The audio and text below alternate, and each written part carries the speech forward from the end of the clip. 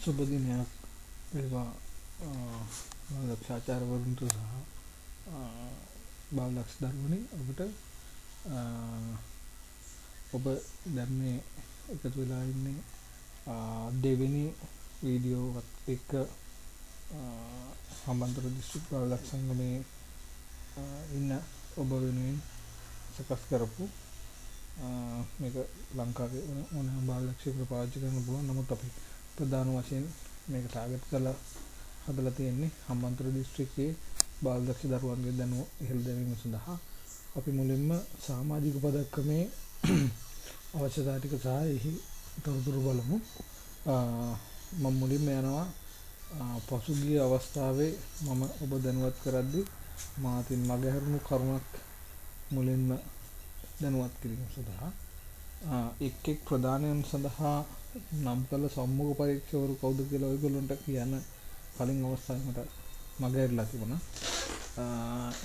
නම් මේ වතාවේ මුලින්ම එක කියලා ඉන්නම් සමාජික පදක්කම සඳහා සම්මුඛ පරීක්ෂකවරයා වෙන්නේ ඔබ පාසලේ ඔබගේ ගුරුවරයා එහෙම නැත්නම් ඔබගේ බාලදක්ෂ නායකවරයා නායිකාතුමිය ආචාර්යවරයා. බාලදක්ෂ ප්‍රධානයටත් නායකයාට හෝ සමූහ බාලදක්ෂ නායක හෝ සමූහ බාලදක්ෂ නායිකා ඔහුට දැනුම නැත්නම් එයත් සිදු කළ හැකියි. නමුත් වඩා සුදුසුයි බාලදක්ෂ ප්‍රධානය ඔබ දෙවනි අදියරක් හදාරපු නැති බාලදක්ෂ නායක නායිකා මහත්මයෙක් හරි නම් ඒ සඳහා පුහුණු වීම තියෙන බාලදක්ෂ ආචාර්යවරයෙකුගේ සහාය ලබා ගන්නවා නම් වඩා සුදුසුයි කියලා මම හිතනවා. මොකද ඒකේ පළවෙනි අදියර පාඨමාලාවකින් ආවරණය වුණාට වඩා එහාට ගිය කොටසක් බාලදක්ෂ ප්‍රධානයේදී තියෙනවා. නමුත් ඔබ බාලදක්ෂ කාලයේදී හෝ ඔබේ බාලදක්ෂ ජීවිතය තුළ ඔබ ඉගෙන තියෙනවා නම් ගැටලුවක් වෙන්නේ නැහැ. ප්‍රධාන කොමසාරිස් ප්‍රධානී පරීක්ෂකයා වෙන්නේ කලාපයේ බාර සහාය දිසා කොමසාරිස් හෝ දිසා කොමසාරිස්තුමා විසින් නම් කරන ලද සහාය දිසා කොමසාරිස්වරයෙක් හෝ දිසා කොමසාරිස්තුමාට උනත් පුළුවන්. නමුත් කලාපයේ බාර සහාය දිසා කොමසාරිස්වරයා නම් වඩා සුදුසුයි යන්න තමයි අදහස තියෙන්නේ. අග්‍රාමාත්‍ය බාලදක්ෂ ප්‍රධානය සඳහා ප්‍රධාන පරීක්ෂකයා වෙන්නේ සහාය දිසා කොමසාරිස් වැඩසටහන් නැත්තම් අපි හෝ සහාය දිසා කොමසාරිස් පුහුණු කියන කොටසත් අපි අදහස් කරනවා. මොකද වැඩසටහන් විට සමහර වෙලාවට දිග නාම ලේඛනයක් තියෙන වෙලාවක හෝ නැත්නම් වෙනත් රාජකාරියකට ඉන්න වෙලාවක හෝ පුහුණු අංශයේ බාර සහාය දිසා කොමසාරිස්තුමා මේ කාර්යය සිදු කරාට ගැටලුවක් වෙන්නේ නැහැ. නමුත් ඒ දෙදෙනාම නොමැති අවස්ථාවකදී දිසා කොමසාරිස්වරයා විසින් නම් කරන ලද වෙනත් සහාය දිසා කොමසාරිස්වරයෙකුට පුළුවන්. නමුත් මෙහි නම් කිරීම ලිඛිතව සිද්ධ වෙලා තියෙන්න ඕනේ. දිසා කොමසාරිස්තුමා විසින් මේ අවස්ථාවේදී අග්‍රාමාත්‍ය බාලදක්ෂ ප්‍රධානය සිදු කිරීම සඳහා ඔබට බලය පවරන බවට. මොකද ජාතික මූලස්ථානයේ විසින්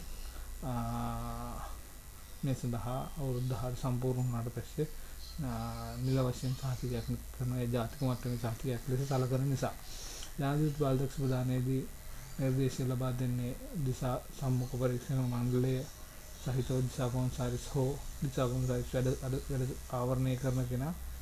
ඒ කියන්නේ පැහැදිලිවම දිසා කොමසාරිස්වරයා තමයි එහි පරීක්ෂකයා වෙන්නේ. ඔහු විසින් පරීක්ෂණ මණ්ඩලයක් පත් කරලා තමයි ඒක නිර්දේශ කරන්න ඕනේ. අවසාන සම්මුඛ පරීක්ෂණය පවත්වන්නේ සහාය ප්‍රධාන කොමසාරිස් සංවර්ධන සහ ඔහුගේ සම්මුඛ පරීක්ෂක මණ්ඩලය. අවසාන අනුමැතිය ලබා දෙන්නේ ප්‍රධාන කොමසාරිස්තුමා. ඒ තමයි ඉහළම ප්‍රධානය නිසා ඔහුගේ අනුමැතිය අත්‍යවශ්‍යයි.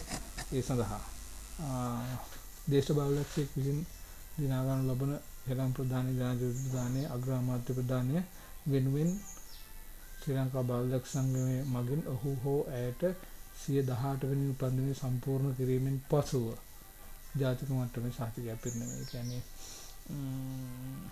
මෙහිදී ජනාධිපති ප්‍රධානී දයා ගන්න බැරි වෙච්ච බාලදක්ෂයෙකුට උනත් ජාතික මට්ටමේ සහතිකයක් ඔහු වෙත ලැබෙනවා. ඒක තමයි එහි අදහස. මේ කර්ම ගිය වතාවේ මට මග ඇරලා තිබුණා. අපි යමු ඉස්සෙල්ලම පළවෙනි අවශ්‍යතාවය දෙසට.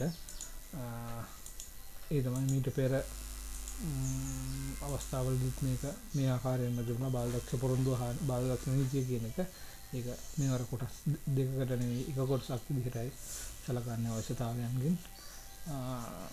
එහිදී ඔබට පේනවා බාලදක්ෂ පොරොන්දුව හා බාලදක්ෂ නීතිය දැන ගැනීම, ඒ මතකයෙන් ප්‍රකාශ කළ හැකි වීම සහ දෛනික ජීවිතයේදී බාලදක්ෂයා ඒ අනුව කටයුතු කරන බව පෙන්වන්න ඕනේ.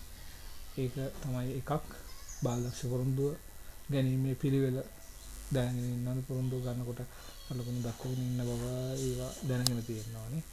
බාලදක්ෂ පොරොන්දුව බාලදක්ෂ ව්‍යාපාරයේ පදනම බව දැනගෙන තියෙන්න ඕනේ. දන්නවා නම් ඔහු බාලදක්ෂ පොරොන්දුව හා නීතිය දන්න කෙනෙක් විදිහට අපි සලකන්නේ නැහැ.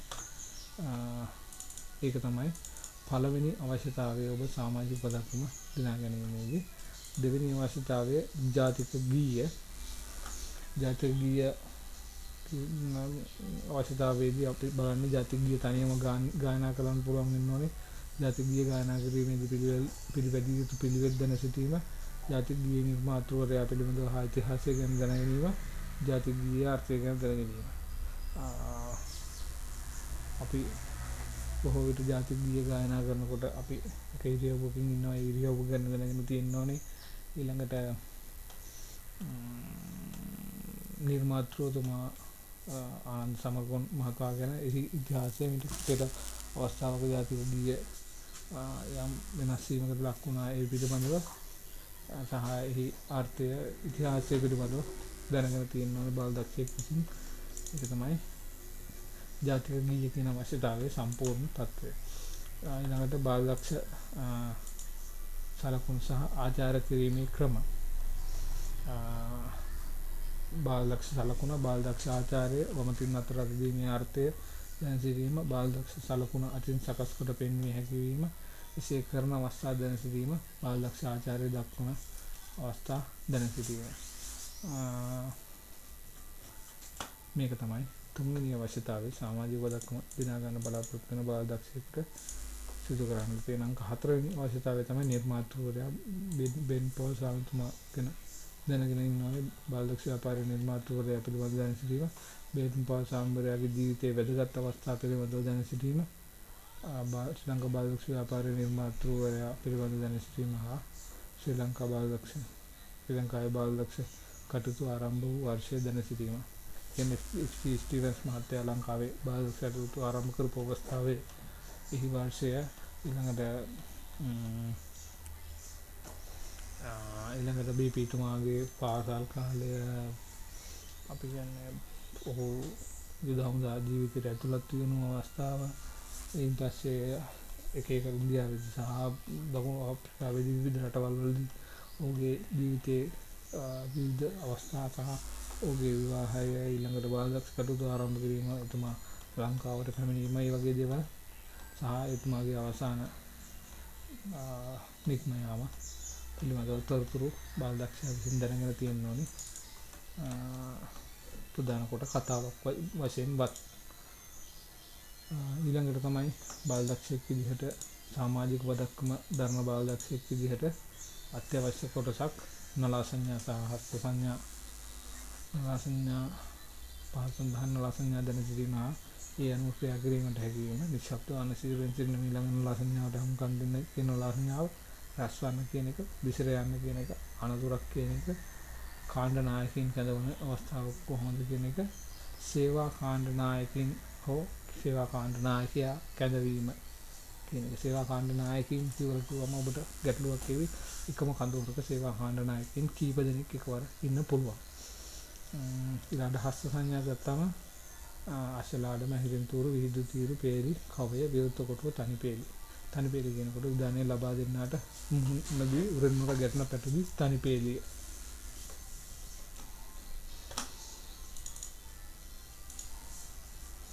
ඊළඟට තවත් වැදගත් අංගයක් මේ නැවත සමාජික පදක්කම එකතු වීම පිළිබඳව මගේ නම් තියෙන සෑහෙන ප්‍රසාදාත්මක හැඟීමක් මන්ද ඊට පෙර මෙහි කොටස් සෑහෙන ප්‍රමාණයක් ඉවත් වෙලා තිබුණා. පහත් දක්වන ගැටහා වලින් පිළිබඳ නිපුණතාවය හා ඒවායේ ප්‍රයෝජන දැන සිටීම. මේ කියනවා පිරිමි ගැටය, තුවාල ගැටය, කොස්පර්තා ගැටය, කඹකොට කිරීමේ ගැටය, ජීවිත ආරක්ෂක ගැටය, වටයක් පැටළු වලලු දෙකේ ගැටය, සරල කඹාක වැඩිම. මෙහි ජීවිත ආරක්ෂක ගැටය කියන එකේදී ඔබ පටලවා ගන්න එපා. මේක ඉංග්‍රීසියට පරිවර්තනය වෙද්දී ලයිෆ් සේවිං නොට් කියන එක ගැන නෙවෙයි මේක අදහස් කරන්නේ. නොලිස්සන තොණ්ඩු ගැටය කියන එක. ජීවිත ආරක්ෂක ගැටය කියලා බොහෝ දෙනාගේ භාවිතයේ තියෙන නොලිස්සන තොණ්ඩු ගැටය කියන එක තමයි මේ ජීවිත ආරක්ෂක ගැටය කියන එකෙන් අදහස් කරන්නේ. එහෙම නැතුව ලයිෆ් සේවිං නොට් කියලා ටිකක් ඇඩ්වාන්ස් එකක් තියෙනවා. ඒක නෙවෙයි. සුරුබුහුටිකම හා නිසි පිළිවෙල. මේන් තමයි බාලදක්ෂයෙක්ගේ හැඩහුරුකම ලස්සන පේන්න පටන් ගන්නෙ. පහළ දක්වා ඇති විධාන අනුව ක්‍රියාත්මක වීමේ හැකියාව පෙන්වීම. සිරුරෙන් සිටීම, පාදයෙන් සිටීම, දකුණට හැරීම, අපසු වැටීම, ආචාර කිරීම, විසිර යාම. මේවා කරන හැටි හැම බාලදක්ෂයෙක් විසින් දැනගෙන තියෙනවා නම් මේවා දැනගෙන ඉඳියම ඔයගොල්ලෝගේ උත්සව අවස්ථා තාම අලංකාරවත් ලෙස කරගන්න පුළුවන්. ඊළඟට 8 වෙනි අවශ්‍යතාවය තමයි ලොග් පොත. කාලීන සටහන් ලිවීම සඳහා බාලදක්ෂයා විසින් බාලදක්ෂ නායකයාගේ උපදෙස් අනුව පෞද්ගලික ලොග් පොතක් පවත්වාගෙන යාම ආරම්භ කිරීම. ඒ කියන්නේ ඔබ ලොග් පොත ලියන එක පටන් ගන්න කියනවා. ලොග් පොත බාලදක්ෂයාගේ ජීවිතයේ වැදගත් සටහන් තබන්නක් බව අවබෝධයෙන් දැන සිටින්න. මේකේ පැහැදිලිවම අදහස් කරනවා ඔබ ඉන්ටර්නෙට් එකෙන් ගන්න තොරතුරු විදිහටම ඍජුව ඇතුළත් කිරීම බලාපොරොත්තු වෙන්නේ නැහැ ලොග් පොතේදී. ලොග් පොතේදී අදහස් කරන්නේ ඔබ යම් ස්ථානයකට සහභාගී වුණා නම් ඒ ස්ථානයේදී පැමිණි ආරාධිත මුත්තන්ගෙන් විශේෂ පුද්ගලයන්ගෙන් ඔබට ලැබුණු අලුත් මිතුරන්ගෙන් සමග සටහන් ලබා ගැනීම, සුබ පැතුම් ලබා ගැනීම එවන්නක් ඔබගේ එම අවස්ථාව පිළිබඳ සටහනක් කියලා උන්ගෙන් එය තහවුරු කිරීමේ සමරු සටහනක් ලබා ගැනීම වැදගත් වෙනවා. මොකද ලොග් පොත කියලා කියන්නේ තාක්ෂණික ටෙක්නිකල්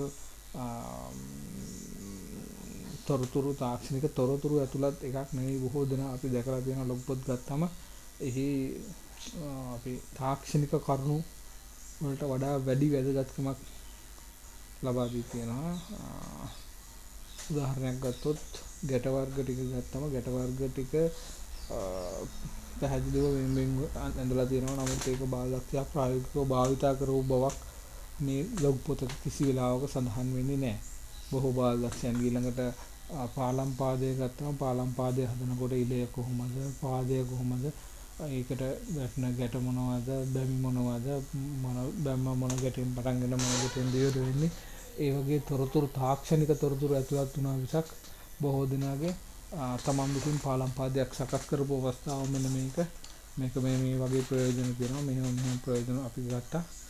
ඒක ඉතා වැදගත් කියන අදහස බොහෝ දෙනාගේ ලොග් පොත්වල සටහන් වෙලා නැහැ. නමුත් අපි බලාපොරොත්තු වෙන ලොග් පොත කියන එකෙන් ඔහු තමන්ගේ ජීවිතයේදී බාලදක්ෂ කටයුතු කරද්දී සහභාගී වුණු සහ වැදගත් ස්ථාන, වැදගත් සටහන්, වැදගත් දේවල් පිළිබඳව සටහන් තැබීම විනා තාක්ෂණික කරුණු පමණක් අඩංගු එකක් නෙවෙයි. තාක්ෂණික කරුණු අඩංගු වීම වරදක් නෙවෙයි. නමුත් තාක්ෂණික කරුණු පමණක් ඇතුළත් කරලා පොත හදනවා නම් පිටස්තර පුද්ගලයෙකුට ලොග් එකක් ඉතාම පහසුවෙන් හදන්න පුළුවන්. නමුත් තමන්ගේ අනන්‍යතාවය කියවෙන්නේ නැහැ ඒ සකස් කිරීම තුලින්.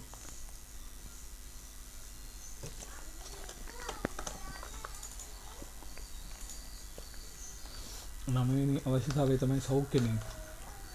වසංගත අවස්ථාවලදී සෞඛ්‍ය අමාත්‍යාංශය විසින් දක්වා ඇති සෞඛ්‍ය මාර්ගෝපදේශ අනුගමනය කිරීමේ වැදගත්කම දැන සිටින්න. කියන්නේ අපි උදාහරණයක් ගත්තොත් මේක ආසන්නම සිදුවීම තමයි දැන් පවතින වසංගත තත්ත්වය, කොවිඩ් තත්ත්වය එක ඔබ කොහොමද හැසිරෙන්න ඕනේ කියන එක ගැන දැනගන්න සහ ඒ අනුගමනය කිරීමේ වැදගත්කම ඔබ දැන සිටින්න ඕනේ. ඊළඟට අපි ගත්තොත් 10 වෙනි අවශ්‍යතාවය මේකේ මාතෘකාව සහනීය සුරක්ෂාව කියන කොටස ඉහළට ගිහිලා තියෙනවා.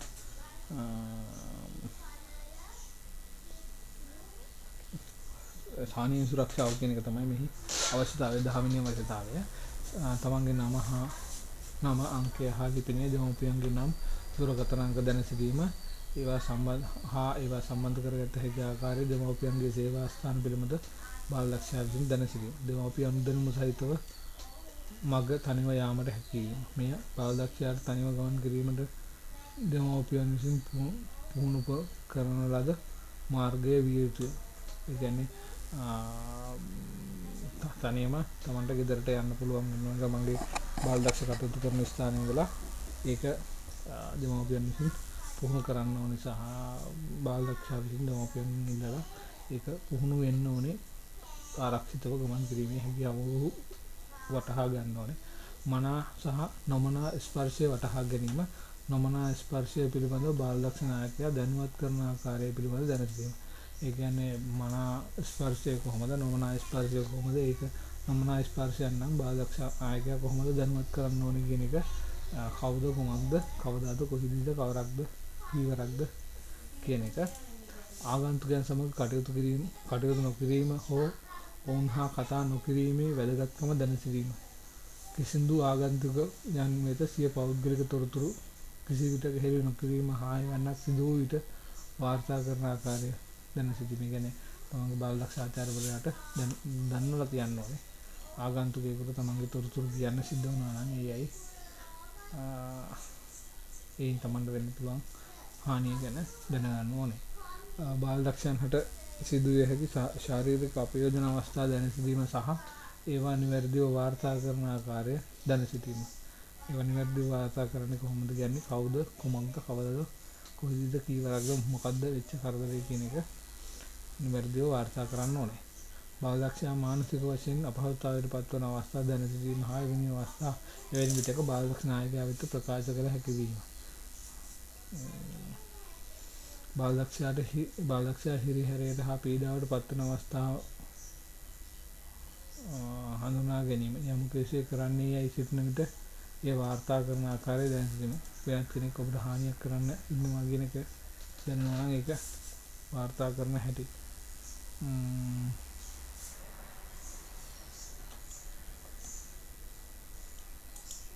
ඊළඟට අංක 11 සකසුරුවම හා ඉතිරි කිරීමේ ගිණුම. මේක සෑහෙන වැදගත් අවස්ථාවක්. සකසුරුවම යන කුමක්ද දැන සිටීම, ඉතිරි කිරීම ගිණුම ආරම්භ කිරීම සහ පවත්වාගෙන යාම. බොහෝ දෙනා මේක ආරම්භ කරාට පවත්වාගෙන යන්නේ නැහැ. ඔබට පස්සේ කාලෙක තේරෙනවා ඉතිරි කිරීමේ ගිණුම සකස් නොකිරීම එහෙම නැත්නම් පවත්වාගෙන නොයාමේ අවාසිය ලැබෙන්නේ ඔබටමයි. මන්ද දෙයාකාරයි.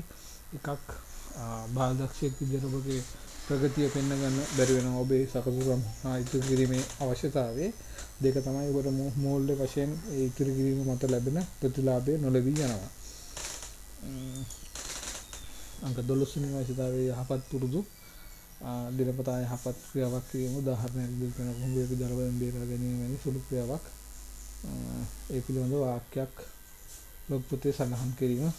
සත්‍යයකට අවම වශයෙන් යහපත් ක්‍රියා පහක්වත් කිරීමට උත්සාහ කරන්න. මේ පුරුද්දක් ලෙස බාල දක්ෂ හමුවේ හැරගිය පසුවද පවත්වාගෙන යාමට උත්සාහ කරන්න. මේ කියන්නේ පින්පොතක් වගේ එකක් සකස් කිරින්න කියන එක තමයි මේක අදහස. නමුත් ලොග් පොතේ සටහන් කරන්න කියලා තමයි කියන්නේ. සෑම දිනපතා රාත්‍රියෙන්දට යාමට පෙර එම දිනේ කළ යහපත් වැඩ පිළිබඳව සිහි කරන්න. යම් හේකින් එදින යහපත් ක්‍රියාවක් කිරීමට නොහැකුවා නම් පසුදින යහපත් ක්‍රියා දෙකක් කිරීමට උත්සාහ කරන්න. මෙලෙසින් පිටව යාමේදී දෙමව්පියන්ගේ ආශිර්වාදය ලබා ගැනීම පුරුද්දක් ලෙස කරන්න. ඔබේ ආගමට හා සංස්කෘතියට අනුව සිදු කරන්න. දෙමව්පියන් නොමැති අවස්ථාව කටයුතු කළ යුතු ආකාරය බාල දක්ෂ නායකයාගෙන් උපදෙස් ලබා ගන්න. අංක 12 වෙනි අවශ්‍යතාවයේ 13 ප්‍රථමාධාර දීමට හේතු දැන සිටීම. ඒ කියන්නේ ප්‍රථමාධාරයක් දෙන්න නම් ඒයි ඒකට හේතුව මොකක්ද කියන එක දැනගෙන ඉන්න ඕන. සුළු තුවාලයක් පිරිසිදු කරලා බෙහෙත් දැමීමේ පිරිසිදු කළ හැකි වෙන්න ඕනේ. ඔබට එහෙම කරන්න අවස්ථාව ලැබුණා නම් ඒ අවස්ථාව දීලා තියාගන්න. ඊළඟට අවසාන අවස්ථාවේ විදිහට මේකෙදි දැක්වෙන්නේ වනමන් සලකුණු. වනමන් සලකුණු කොට මේ අර සමහරෙක් බාල දක්ෂින්ගේ මන් දැකලා තියෙනවා පිට 3-4 ලොකු දිග වාර්තාවක්. නමුත් ඒක නෙමෙයි මේක අදහස් කරන්නේ. බාල දක්ෂ විද්‍යාව පොතේ මනමන් සලකුණු මගේ මතකයේ හැටියට 6ක් විතර තියෙනවා. එම සලකුණු ප්‍රමාණය සකස් භාවිතා කරලා මීටර් 500ක පමණ පාගමනකට සහභාගී වෙන්න ඕනේ. ඒ කියන්නේ තමන් ඒක ඉගෙනගෙන මීටර් 500ක පමණ පාගමනකට තමන් සහභාගී වෙලා ඒක තොරතුරු ලියන්න තමයි තියෙන්නේ. ඊළඟට මේ අවශ්‍යතා 14 සම්පූර්ණ කරාට පස්සේ සේවා කාලයේ මාස 3 සම්පූර්ණ වෙලා නම් තමන්ට පුළුවනි බාලදක්ෂයෙක් විදිහට සමාජික පදක්ම ලබා ගන්න. පොයින්ට් පදක්කම් මේකට අදාළ වෙන්නේ නැහැ. සමුක් පරීක්ෂක කලින් කියපු වගේම ඔබගේ බාලදක්ෂ ආචාර්යවරයා බාලදක්ෂ නායකවරයාමයි නිලැඳුම බාලදක්ෂ සම්මත නිලැඳුමයි ඔබ විසින් භාවිතා කරන්න ඕනේ. බාලදක්ෂ සමූහයකට සම්බන්ධ විය හැකි අවම වයස අවුරුදු 10යි මාස 6ක්. ඒ වුණාට තමන්ට කටයුතු ආරම්භ කිරීම සඳහා අවුරුදු 10යි මාස 2ේදී වැඩ ආරම්භ කරන්න පුළුවන්. නමුත් ඔහුට සමාජික පදක්කම දිනා ගන්න අවස්ථාව ලැබෙන්නේ අවුරුදු 10යි මාස 6න් පසුව තමයි සේවා කාලය සම්පූර්ණ කිරීම ආරම්භ කළ හැකි වෙන්නේ. අන්තරු දිනුපු බාලදක්ෂයෙක් පොතක බාලදක්ෂයෙක් නම්